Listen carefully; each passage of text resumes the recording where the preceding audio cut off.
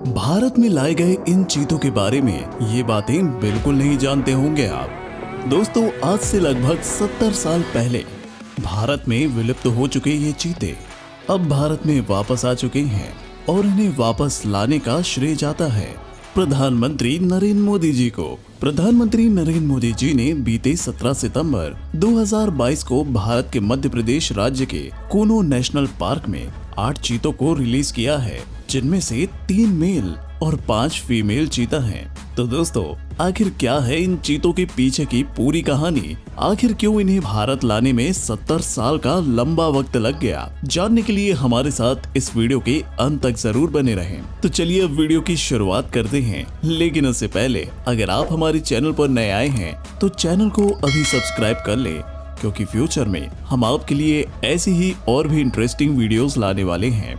तो दोस्तों, सबसे पहले हम आपको बता दें, भारत में जिन चीतों को लाया गया है वे अफ्रीकन चीते हैं। इन चीतों को अफ्रीका के नामीबिया देश के प्राइवेट रिजर्व से भारत के मध्य प्रदेश राज्य के कूनो नेशनल पार्क में लाया गया है।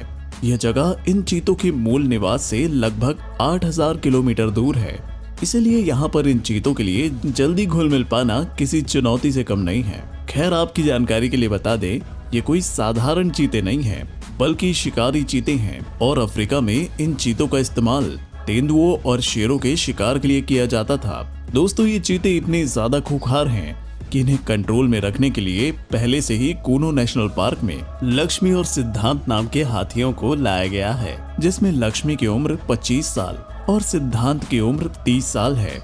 इन दोनों ही हाथियों को शेर और तेंदुओं को कंट्रोल करने का 10 साल से भी ज्यादा का एक्सपीरियंस है, इसीलिए भविष्य में कभी भी ये 8 चीते आउट ऑफ कंट्रोल हो भी जाते हैं तो इन्हें शांत करने के लिए बंदूक की गोलियों का नहीं, बल्कि लक्ष्मी और सिद्धांत का इस्तेमाल किया जाएगा।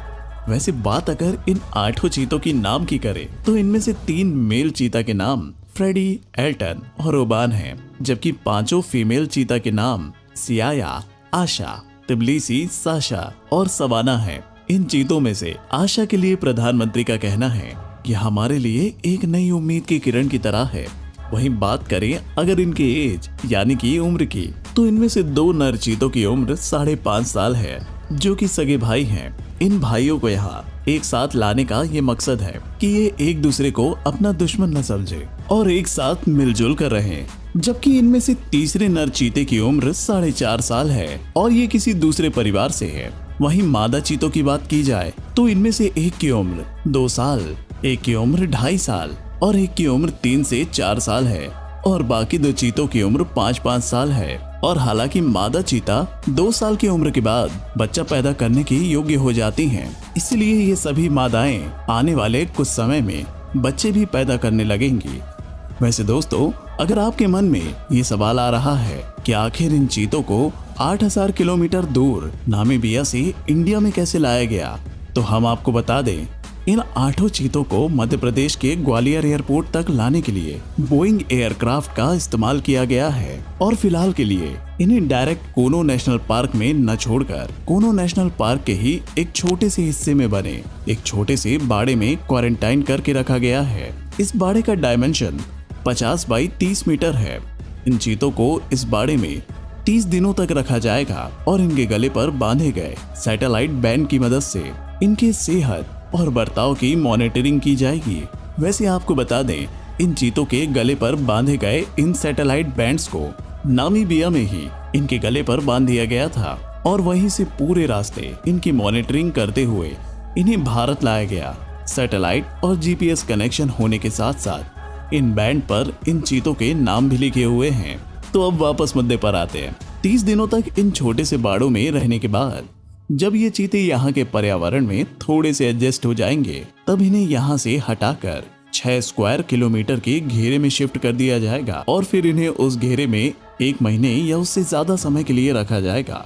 और फिर आखिरकार जब ये 8 चीते आसपास के पर्यावरण से पूरी तरह घुल मिल जाएंगे, तब जाकर इन्हें विशाल कूनो नेशनल पार्क में खुला घूमने और शिकार करने के लिए छोड़ दिया जाएगा। लेकिन फिलहाल के लिए तो इन चीतों के खान पान की जिम्मेदारी भारत सरकार की है और सरकार इसे अच्छी तरह से निभा भी रही है। इन चीतों को यहाँ लाने के बाद इनमें से हर एक को 2-2 किलो भैंसों का मांस खिलाया गया है। 8 में 7 चीतों ने बड़े मजे से पूरे मांस को खा लिया, जबकि एक ने थोड़ा कम खाया। लेकिन इस पर जीव वैज्ञानिकों का कहना है कि ये कोई चिंता वाली बात नहीं है। 8वां चीता भी जब थोड़ा सा इस नए माहौल में एडजस्ट हो जाएगा तब वो भी प्रॉपर तरीके से खाना शुरू कर देगा। वैसे दोस्तों, अब यहाँ आपके मन में ये सवाल आना चाहिए कि जब भारत में 103 नेशनल पार्क में 540 वाइल्ड लाइफ सेंचुरीज हैं, तो आखिर इन चीतों को रखने के लिए मध्य प्रदेश के कूनो नेशनल पार्क को ही क्यों चुना गया?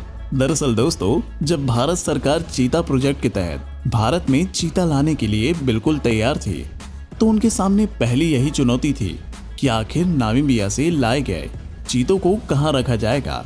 जिसके बाद चीता कंजर्वेशन फंड ने ये सुझाव दिया कि चीतों को उन्हीं क्षेत्रों में रखना होगा जहां ये 70 साल पहले पाए जाते थे।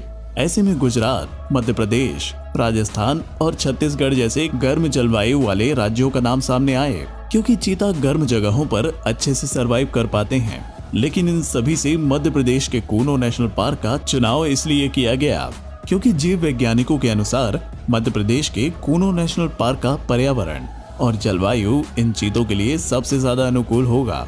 आज के समय में मध्य प्रदेश के जंगलों में छोटी झाड़ियां और प्रचुर मात्रा में ऐसे जानवर मौजूद हैं जिनका शिकार करके ये चीते बड़ी आसानी से अपना पेट भर पाएंगे। तो इस तरह से भारत के जीव वैज्ञानिकों के द्वारा कंफर्म करने के बाद कई महीनों तक नामीबिया की जीव विज्ञानी भी कूनो नेशनल पार्क में आते रहे और यहाँ के पर्यावरण और जलवायु का भी रिकॉर्ड लेते रहे। फिर अंत में जब उन्हें पूरी तरह से ये भरोसा हो गया कि उनके देश से भेजे जाने वाले चीते भारत के कूनो नेशनल पार्क में पूरी तरह से घुल मिल जाएंगे, तब जाकर वहाँ की सरकार ने अपने 8 चीतों को यहाँ भेजने के लिए हामी भरी।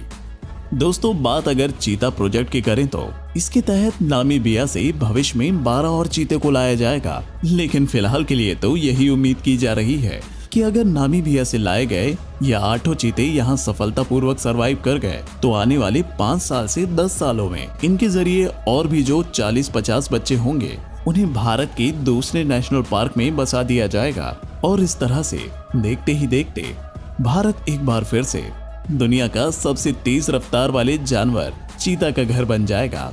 वैसे अगर आपको चीता की स्पीड का अंदाजा नहीं है, तो हम आपको बता दें कि एक चीता 1 मिनट में 450 मीटर तक दौड़ सकता है और ये इसकी दौड़ने की अधिकतम दूरी और स्पीड दोनों ही है।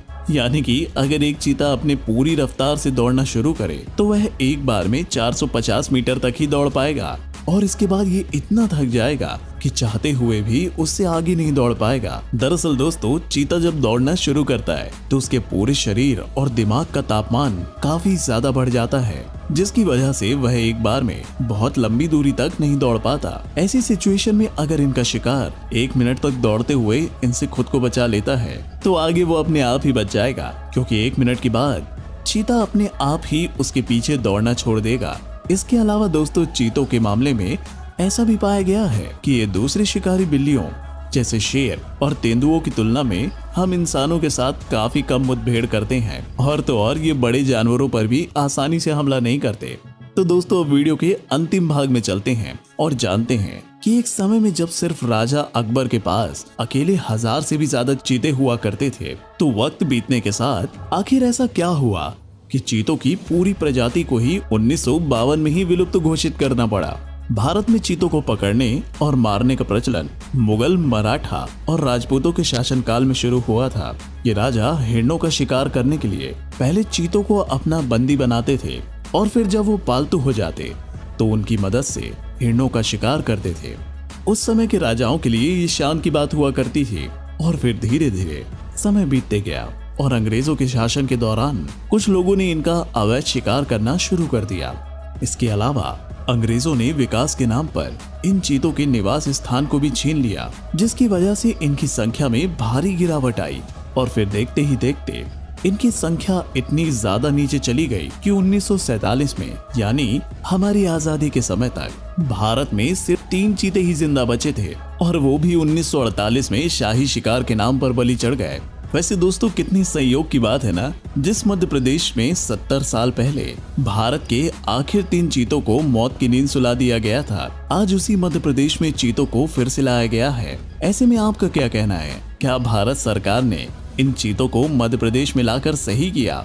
अपनी राय हमें कमेंट में जरूर बताएं और अगर ये वीडियो आपको पसंद आई हो तो इसे लाइक और शेयर जरूर करें। साथ ही हमारे चैनल को सब्सक्राइब करके हमारे परिवार का हिस्सा बने, क्योंकि मैं आपके लिए ऐसी ही अमेजिंग वीडियोस हमेशा लाता रहता हूँ। तो चलिए आपसे मिलते हैं अपनी अगली वीडियो में। जब तक के लिए हमारे चैनल की बाकी वीडियोस का मजा लीजिए।